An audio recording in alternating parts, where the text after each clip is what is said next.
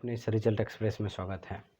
आज third class है जिसमें कि हम आपके लिए फिजिक्स का शब्द यानी कोश यानी फिजिक्स में जितने भी फिजिक्स का एक तरह से डिक्शनरी है कि डिक्शनरी में क्या है कि आपको जैसे वर्ड का मीनिंग पता है, तो उसी तरह जो फिजिक्स में जो जैसा भी वर्ड आता है वो क्या है उसके बारे में या उसका मान कितना होता है उसी के बारे में। तो ज़्यादा समय न लैप्स करते हुए हम अपने मुद्दों पर आते हैं। क्या है पहला क्या है स्ट्रीम लाइनिंग क्या है कि यह एक हवा और जल का प्रतिरोध शक्ति कम करने की पद्धति है। स्ट्रीम लाइनिंग क्या है कि हवा और जल के प्रतिरोध को कम करने वाली शक्ति है, वो पद्धति है। तो वायुयानों तथा रेलवे इंजनों में इसका उपयोग किया जाता है। संचरण यानी रेलवे और वायुयानों में इसका उपयोग किया जाता है।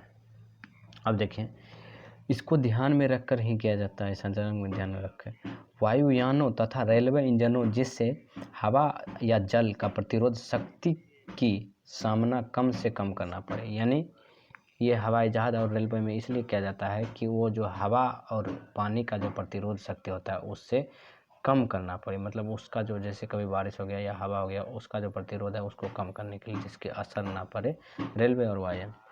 साइक्लोजस क्या है? यह एक प्रणाली है जिसकी तकनीक वाहनों के इंजन गैस को मुक्त होने से पहले और विषैले तत्वों को सीख लेगी, यानी तत्वों को पकड़ लेगी।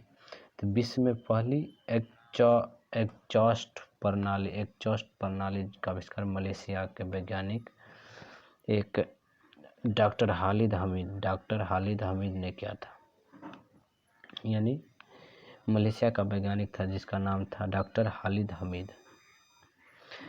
इस प्रणाली में हाइड्रोकार्बन, जहरीला गैस और गंध और कैंसर के कारण पदार्थों को सोखने के लिए छोटे एग्जॉस्ट खाने बने होंगे और इसमें गोलियां लगी होती हैं।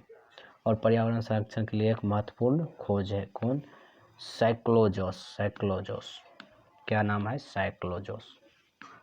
अगला है लाइडार। यह एक लेजर प्रौद्योगिकी तकनीक है और इसको स्पष्ट वायु विक्षोभ पता करने में किया जाता है। वायु का विक्षोभ जो होता है उसको पता करने में इसका उपयोग किया जाता है। जैसे देखिए, अब अगला है आपका, यानी आपको अच्छी तरह से दिख रहा होगा,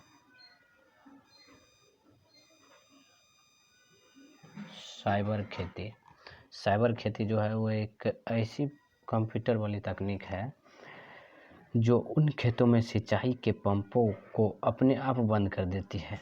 यानी साइबर खेती जो है वो एक कंप्यूटर है और वो जो जैसे खेत में पंपी से चलता है तो उसको अपने आप बंद कर देती है, और जो कुछ समय बिना पानी के रह सकते हैं तो कंप्यूटर किसानों को मौसम संबंधी जानकारी देने में सक्षम होती है। किस खेत में क्या उगाया जाता है इसके बारे में ये बताएंगे साइबर खेती। अगला है कोरोनोग्राफ एक उपकरण है जो अंतरिक्ष में उठने वाले तूफानों को जानकारी देती है। कोरोनोग्राफ जो है अंतरिक्ष में उठने वाला तूफानों की जानकारी देती है, और इस उपकरण की सहायता वैज्ञानिक ने सूर्य के 9 बड़े तूफानों को पता लगाया। इन तूफानों को कोरोनल मास इजेक्शन कहा गया। Coronal mass ejection.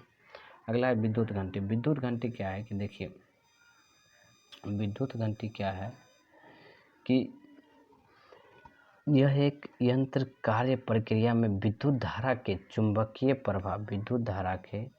प्रभाव पर आधारित है। विद्युत घंटी में के अंदर ताल के आकार का नरम लोहे का टुकड़ा रखा जाता है और तांबे के चालक तार से लपेट दिया जाता है, और यह चुंबक अपने सामने स्थित यानी लोहे के चुंबक में परिवर्तित नरम लोहा को चुंबक में परिवर्तित कर देता है, यानी लपेट देता है तो उसके बाद बिजली की धारा प्रदान करते हैं तो नरम लोहा को वह चुंबक में परिवर्तित कर देता है, और यह चुंबक जो है सामने में स्थित लोहे के एक गुटका ऐसे लगा रहता है को अपनी ओर आकर्षित करता है। जैसे ये यहाँ से यहाँ आता है फिर चला जाता है जिसमें हथौड़ा लगा रहता है, और यह हथौड़ा उस घंटी के अंदर स्थित लोहे के टुकड़े पर चोट करता है जिससे ध्वनि उत्पन्न होती है, और यही हो गया विद्युत घंटी।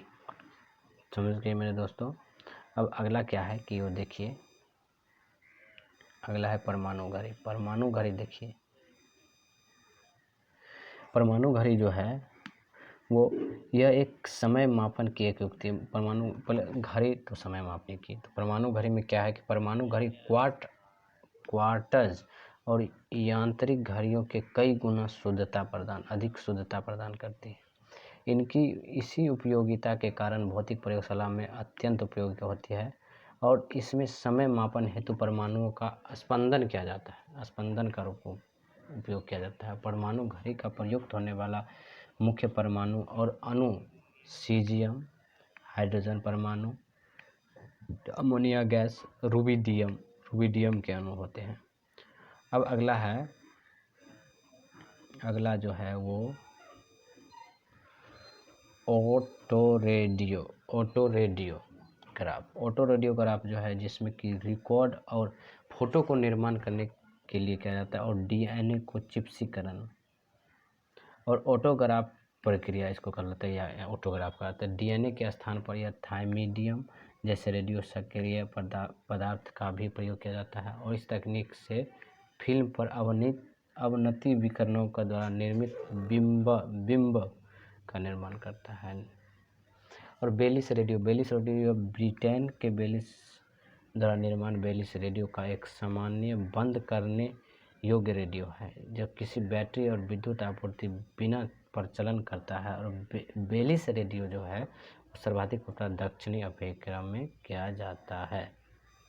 अगला है जैविक घड़ी। अगला क्या है? जैविक घड़ी। यह सभी प्राणियों में उपस्थित एक स्वनिर्मित अनुरक्षण तंत्र है। जैविक घड़ी जो है वो सभी प्राणियों में स्वनिर्मित व अनुरक्षक तरंग यानी तंत्र है। जैसे जैविक घड़ी यह प्राणियों को अनेक परिवर्तनों, दिन रात, मौसम परिवर्तन में अवधि और मनोवैज्ञानिक व्यवहार पर गतिविधि का सामंजस्य स्थापित करने में सहायता देता है। जैसे कि आप लोग को यह है, इसका मतलब हो गया जैविक घड़ी का मतलब कि वो खुद ब खुद आदमी पता कैसे कर लेता है कि ये दिन है रात है, ये जैविक घड़ी के रूप में आता है। थैंक यू, जय हिंद मेरे दोस्तों। अगले वीडियो के लिए आप मेरा वीडियो को वॉच करें।